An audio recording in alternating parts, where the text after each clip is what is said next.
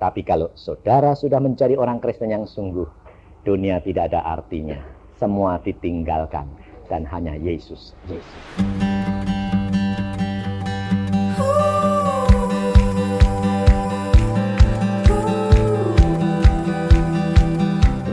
Yesus. Sebab turut Yesus dapat segala-galanya, surga dan dunia. Ini banyak orang Kristen ditipu.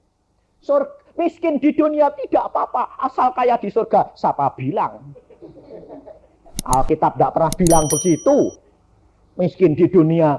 Allah Yesus sudah berjanji, kalau engkau percaya kepadaku, engkau akan naik terus ke tingkat yang lebih tinggi.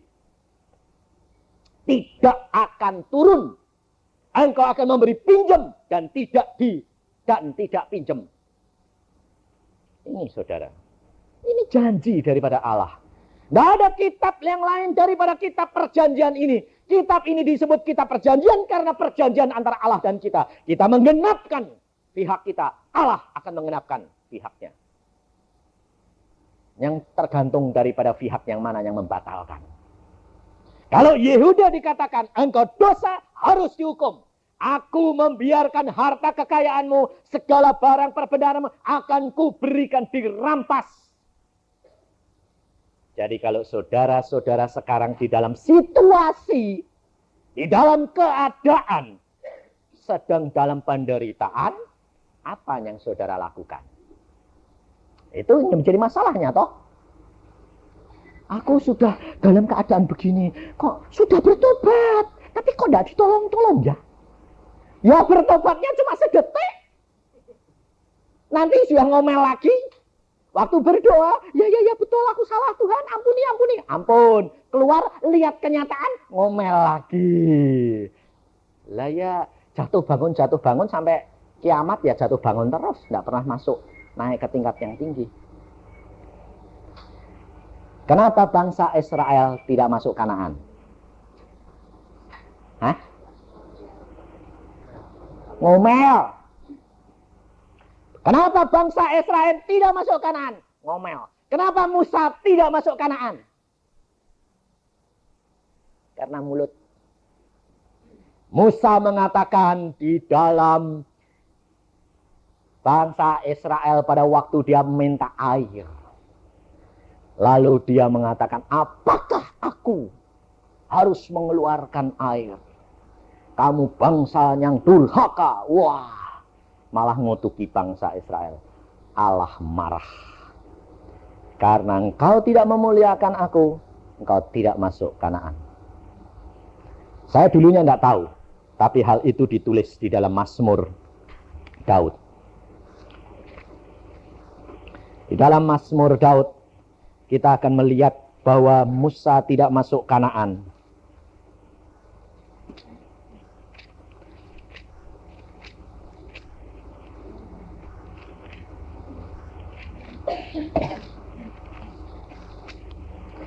Mazmur Daud 106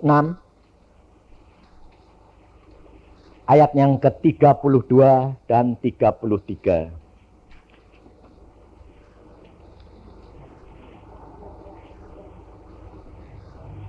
Mazmur 106 ayat 32 dan 33. Mereka menggusarkan dia Tuhan dekat air Meriba, sehingga Musa kena celaka karena mereka, sebab mereka memaitkan hatinya, sehingga Musa teledor dengan kata-katanya. Orang berkata, oh gara-gara Musa mukul batu. Dia teledor dengan kata-katanya, dia kena celaka. Karena apa? Hatinya pahit. Jadi bapak tadi, yang saksi tadi, kenapa teledor kata-katanya jadi marah? Hatinya pahit. Hati-hati. Jadi kalau kecewa, itu hatinya apa? Pahit. Kalau hatimu pahit, keluar mulutmu, itu berbahaya. Jangan sekali-kali kita tinggalkan melekat dengan Tuhan. Sebab iblis selalu seperti singa, mengintai terus. Lubang sedikit masuk. dan akhirnya terjerumus. Saudara tahu, saya sendiri mengalami ini. Jangan dikira bahwa hamba Tuhan itu pasti safe. Malah yang ngintai itu lambah banyak. Tapi kita hidup di dalam jalan Tuhan yang dibatasi dengan kaca. Tidak usah takut. Setan tidak berani masuk jalan sini kalau kita tidak keluar. Saya pada waktu ke Australia, pelayanan datang minta. Lalu Tuhan mengatakan begini, saya bilang, maaf, saya datang ke sini untuk rekreasi dengan anak istri saya. Belum tentu saya melayani. Tapi nanti malam saya akan berdoa dan Tuhan jawab bagaimana. Saya berdoa. Tuhan, permintaan pelayanan banyak. Engkau tahu juga aku rekreasi dan pergi ke sini ya rekreasi dengan anak istri. Apakah aku harus melayani Tuhan? Tuhan memberikan lihat saya gini. Saya pakai piyama, tapi sampai di sini jas pantalon. Lalu pakai merah, hijau, kuning, abang hijau. Saya bilang, loh kok lucu sih piyama saya ini Tuhan. Bawahnya jas tapi kok abang hijau. Terus Tuhan bilang, coba ngaca. Kayak badut. Kayak pelawak. Saya bilang. Terus Tuhan mengatakan, kamu itu istirahat. Pakai piyama kan istirahat. Tetapi kalau kamu mau melayani disambung dengan jas pantalon. Tetapi warnanya macam-macam karena apa? Beraliran gereja macam-macam. Lalu kamu seperti apa?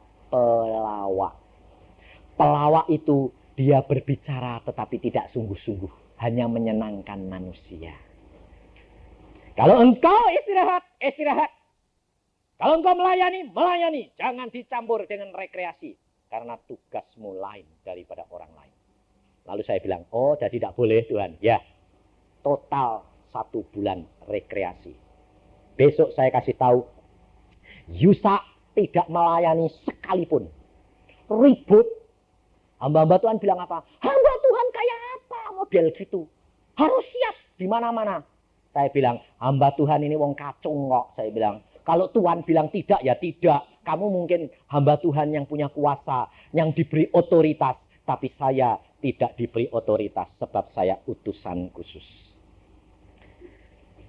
Dia mengatakan libur, libur. Saya libur. Wah, 1 bulan penuh. Lalu kita mau pergi ke gunung salju.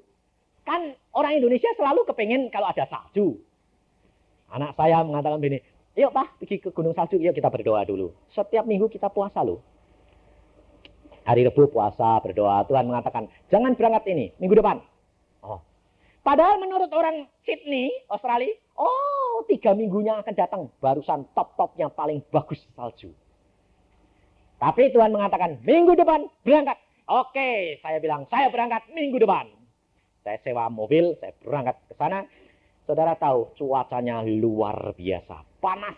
Sebab istri saya itu perlu jalan cepat tetapi tidak ngek-ngek. Sebab dia kalau naik mobil berhenti-berhenti itu tumpah. Jadi Tuhan, saya mengatakan, Tuhan berikan cuaca yang panas sampai di bawah gunung.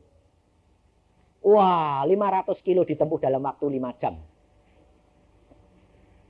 Rata-rata 100 kilo. Nah, model saya yang nyoper. Pokoknya saya lihat 110. Ngebut saya, 110. Bolehnya 110. Lalu saya pernah tanya Tuhan, Tuhan, tak kebute sih Tuhan, mobil ini kok bagus. Boleh ya Tuhan, tapi tidak ada polisi, aku dicekal loh Tuhan. Engkau tolong lihat ya Tuhan, ada polisi enggak? Nakal, saya nakal. Jangan niru loh ya. Sebab belum tentu saudara boleh. Lalu anak-anak, Pak, jalan berapa? Mas tak kebut tok. Nanti saya tak takon. Untuk lah, Tuhan tak kebut ya. Tak coba ngepolke tok sedelok. Tak kebut cuma 150 habis. Tapi Tuhan bilang, cepat kurangi. Oh ya, kurangi. Jalan 110 ketemu polisi. Polisi ya. Itu loh saudara. Dan kita tiba di sana, anak-anak saya itu apa? Ribut. Ributnya apa? Pak, ini Pak Yah ini Pak, kita harus berdoa. Berdoa apa? Cari WC yang ada airnya. Kalau Pak di luar negeri mana ada WC dengan air? Semua kan pakai karpet. Pakai tisu ya toh? Dan anak saya ada Isa keluar, takut.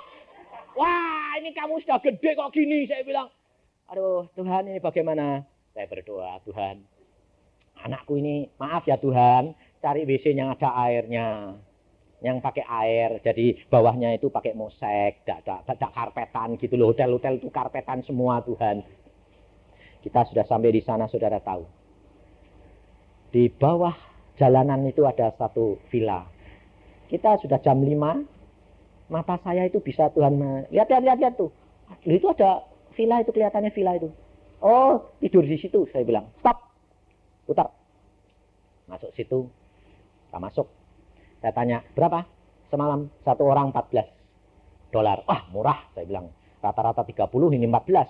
Lihat masuk ke dalam, bagus semua.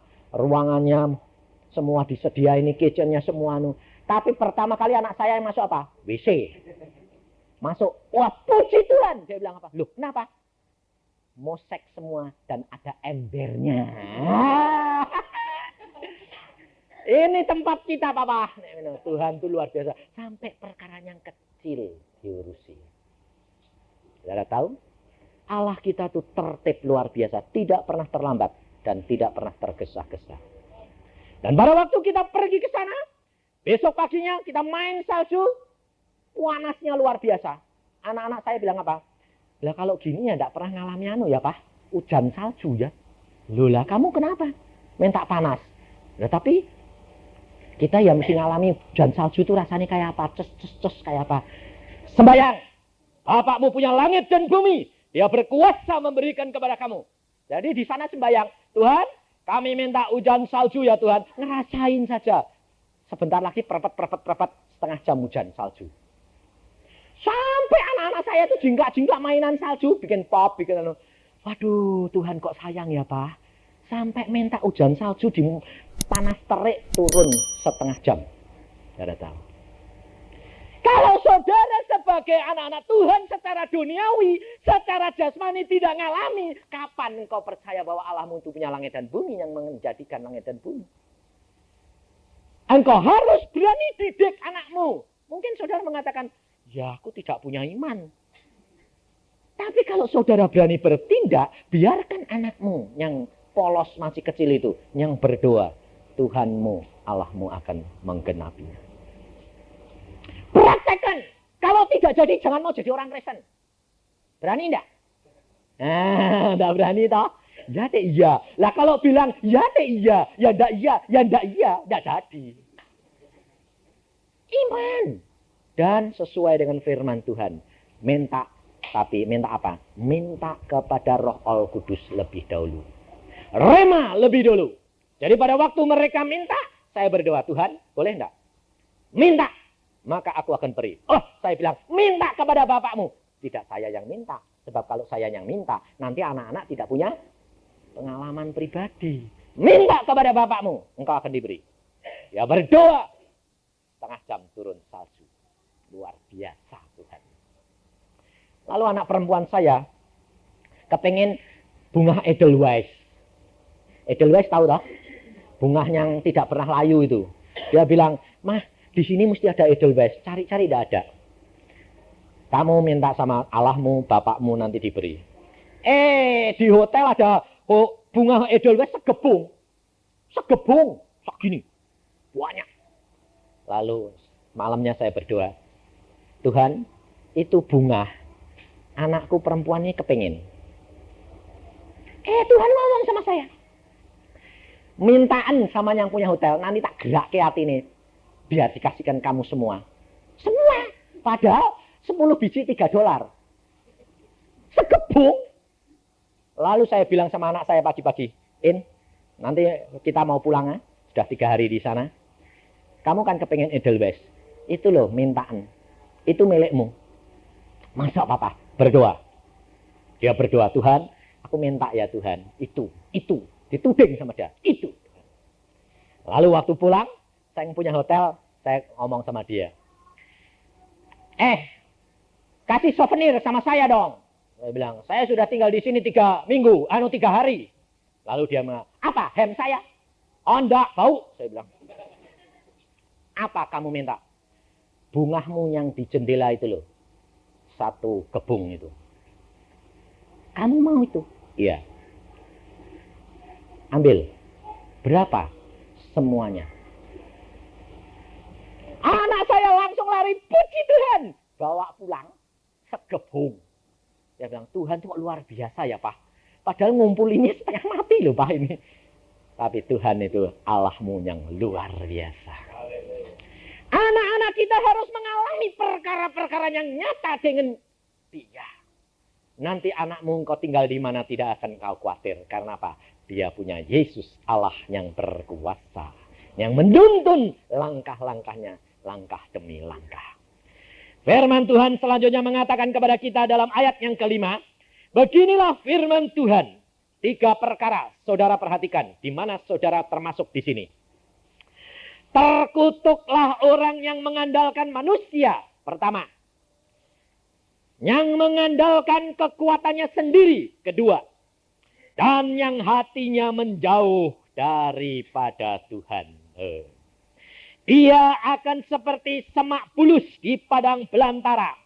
Ia tidak akan mengalami datangnya keadaan baik. Ia akan tinggal di tanah hangus di padang gurun. Di negeri padang asin yang tidak berpenduduk. Loh, sekarang keadaan saudara ini bagaimana?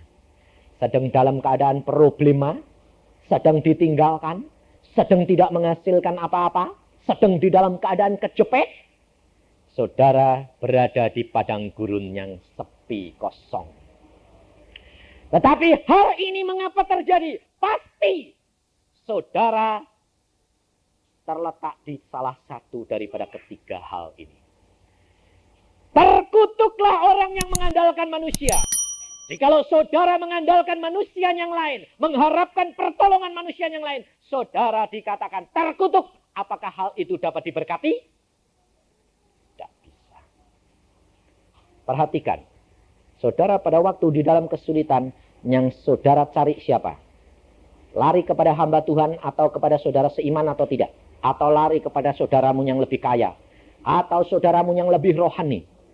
Apakah pendeta itu tidak hamba Tuhan, tidak manusia? Apakah saudaramu seiman, tidak manusia? Firman Tuhan berkata, terkutuklah orang yang berharap pada manusia. Saya kalau ada masalah apa-apa, saya kepada Tuhan. Bukan berarti saudara tidak boleh datang kepada manusia. Jangan salah mengerti loh. Tetapi saudara harus datang dulu di hadapan Tuhan. Mengatakan, Tuhan, Roh Kudus, Engkau adalah penolongku, pemimpinku, penuntunku. Yang memberikan tahu apa yang akan datang. Apa yang saya harus berbuat Tuhan. Aku mengalami musibah ini. Loh. Lalu kalau Tuhan mengatakan, datang ke tempat saudaramu itu. Nah, saudara baru datang kepada manusia. Tetapi tidak terkutuk karena itu ditunjuk oleh Tuhan. Ngerti enggak? Jadi bukan tidak boleh. Boleh, tetapi atas petunjuk dan hikmat dari Tuhan. Mungkin saudara mengatakan, lah aku tidak bisa dengar, tidak ngerti petunjuknya Tuhan. Kalau saudara tidak mengerti petunjuk Tuhan, gampang. Doanya begini.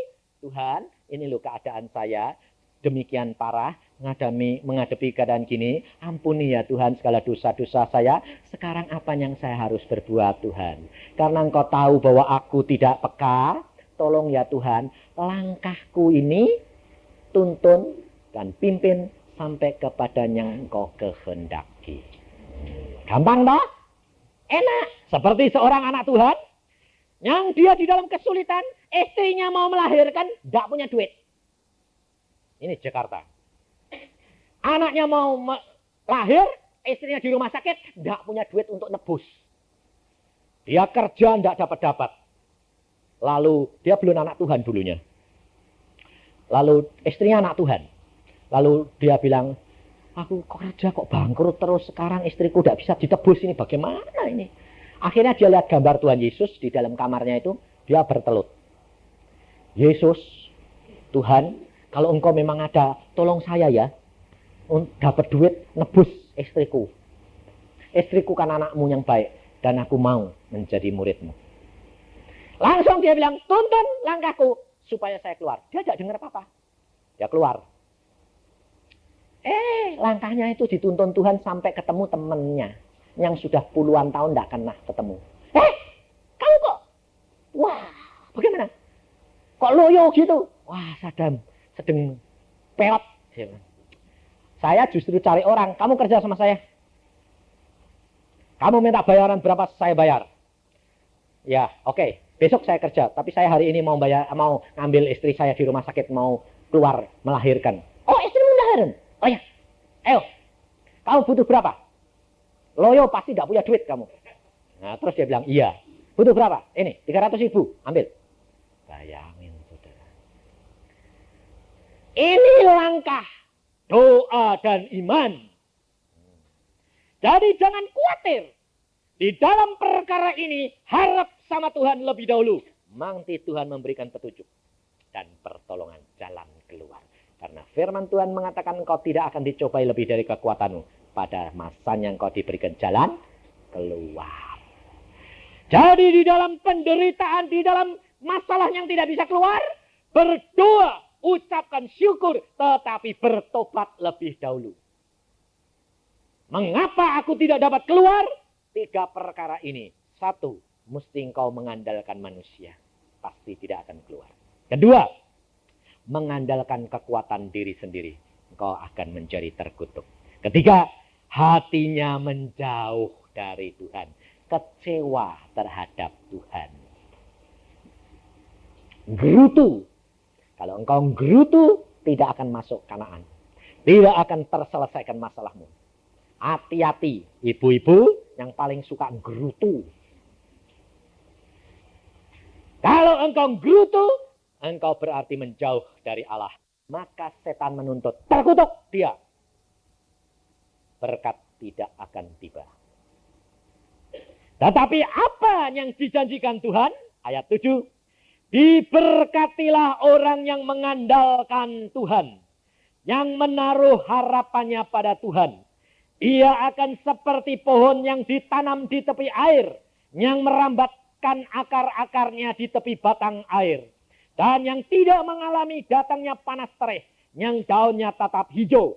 Yang tidak khawatir dalam tahun kering. Dan yang tidak berhenti menghasilkan buah. Ini bukti, saudara.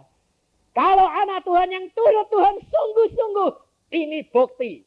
Dan saya alami. Tidak pernah kurang. Naik terus. Tidak pernah khawatir. Tidak pernah susah.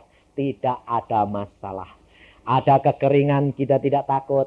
Ada bencana, bakar-bakaran, ketawa saja. Yang dibakar ya barang dunia. Prinsip saya gitu. Kalau hilang, kalau dicuri orang, kalau rusak, saya bilang, puji Tuhan. Loh, kenapa kok malah puji Tuhan? Nah, Tuhan tahu. Kalau ini barangku rusak. Tapi harus periksa dulu. Salahku apa, Tuhan minta ampun. Setelah minta ampun, Tuhan pasti ganti yang lebih baik. Berani enggak gitu?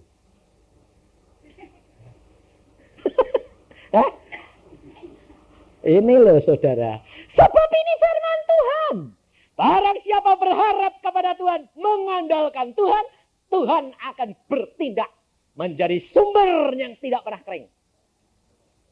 Dia luar biasa Allah kita itu. Allah kita yang menjanjikan segala perkara. Kenapa kita takut? Baru kantongnya kempes saja sudah. Matanya sudah lirik sana. Bagaimana ya? Sudah kebingungan. Makanya untuk mencapai tingkat ini, saudara harus dididik dari bawah. Mengalami dulu kesulitan, ditolong sedikit demi sedikit. Naik terus, naik. Sebabnya apa? Sebab kalau tidak, saudara nanti tidak kuat. Ini. Tapi kalau engkau sudah lolos, naik terus. Tidak pernah kekurangan. Karena dia tidak berhenti menghasilkan buah. Buahnya bertambah-tambah terus. Buah-buah roh dan kebenaran. Menjadi berkat bagi sesama manusia. Kemuliaan bagi nama Allah. Ini harus menjadi bagian kita, saudara. Allah menjanjikan hari ini. Jangan engkau khawatir. Jangan engkau takut, apapun boleh terjadi. Tapi kalau engkau berharap dan mengandalkan Allahmu, masanya akan tiba, engkau pasti keluar dan Allahmu akan dipermuliakan. Amin.